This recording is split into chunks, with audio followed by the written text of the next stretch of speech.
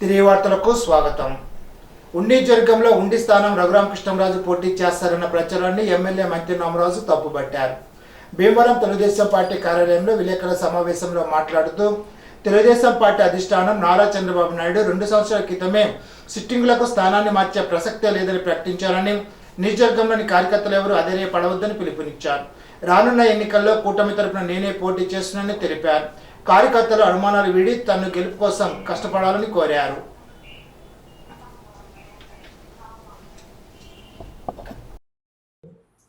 మీ దాంట్లోనే ప్రశ్న జవాబు ఉంది ముందరగా.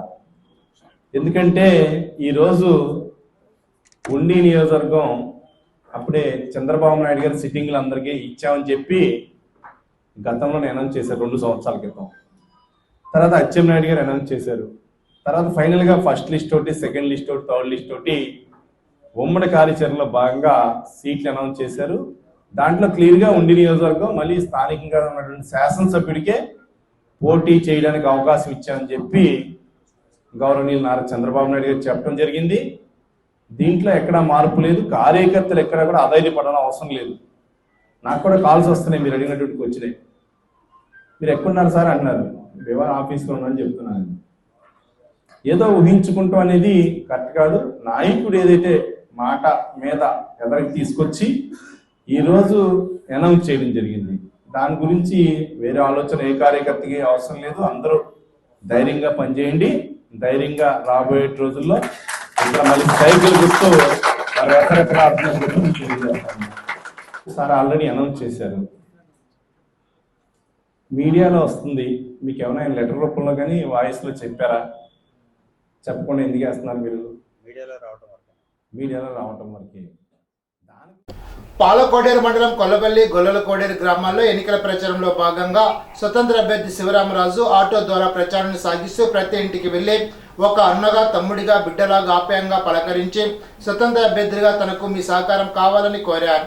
ప్రజాసేవ చేయడానికి తన జీవితం అంకితమని అన్నారు. గతంలో తాను ఎమ్మెల్యేగా పనిచేసినప్పుడు ప్రజా సమస్యల పరిష్కారం కోసం ప్రాణాలను సైతం పణంగా పెట్టి ఎన్నో పోరాటాలు చేపట్టడం జరిగిందని, దీంతో సంబంధిత అధికారులు దిగివచ్చి సమస్యల పరిష్కారం చేయడం జరిగిందని అన్నారు.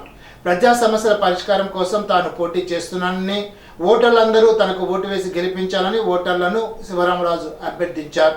ఈ ప్రచారంలో భూపతిరాజు శ్రీనివాసరాజు, భూపతిరాజు వెంకట సుబ్బారావు, బుద్ధరాజు బాలరామరాజు, సాగి సుబ్బరాజు, సుబ్రహ్మణ్యం, సత్యానందం, శివస్వచ్ఛంద సేవా సంస్థ అభిమానులు, ఆయా గ్రామాల నాయకులు, కార్యకర్తలు, మహిళలు తదితరులు పాల్గొన్నారు. ఉండి నియోజకవర్గ ఎమ్మెల్యే స్వతంత్ర అభ్యర్థిగా పోటీ చేస్తూ ప్రచార కార్యక్రమం ఈరోజు కుముద్వల్లి గ్రామంలో జరిగింది. ఈ గ్రామంలోని పెద్దలు, గ్రామస్తులు, శ్రీనివాసరాజు గారి ఆధ్వర్యంలో అందరూ కూడా అభిమానంతో ఆహ్వానం పలికి ఆదరించి గౌరవించారు. అందరికీ కూడా ప్రత్యేకమైన కృతజ్ఞతలు తెలియజేస్తున్నా. కుముద్వల్లి గ్రామంకి నాకు మంచి అనుబంధం ఉంది.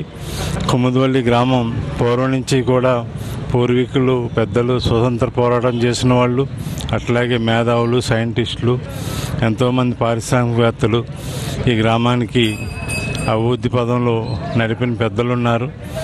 ప్రధానంగా బివి రాజు గారు ఆ రోజు సిమెంట్ ఫ్యాక్టరీ పెట్టి పారిశ్రామికవేత్తగా ఎదిగి ఈరోజు విష్ణు ఎడ్యుకేషన్ సొసైటీ పెట్టి వేలాది మందికి ఈరోజు విద్యా బోధన అందిస్తూ ఎంతోమంది విద్యని అభ్యసించి విజ్ఞానాన్ని పెంపొందించుకుని ఉపాధి అవకాశాలని మెరుగుపరుచుకుంటున్నారు. ఈ విధంగా కుముద్వల్లికి ఒక ప్రత్యేకమైన చరిత్ర ఉంది. ఈ గ్రామంలో నేను ప్రజాప్రతినిధిగా ఉన్నప్పుడు రైతాంగానికి శివారు అవటం, నీటి ఎద్దడి సమస్యలు వచ్చినప్పుడు సమస్యల పరిష్కారానికి కృషి చేశాం. ఈ గ్రామంలో అభివృద్ధి, ఇన్ఫ్రాస్ట్రక్చర్, రోడ్లు బాగా వేయగలిగాం. నేను ఈరోజు ఉండి నియోజకవర్గ స్వతంత్ర ఎమ్మెల్యేగా అభ్యర్థిగా ముందుకు వస్తున్నాను.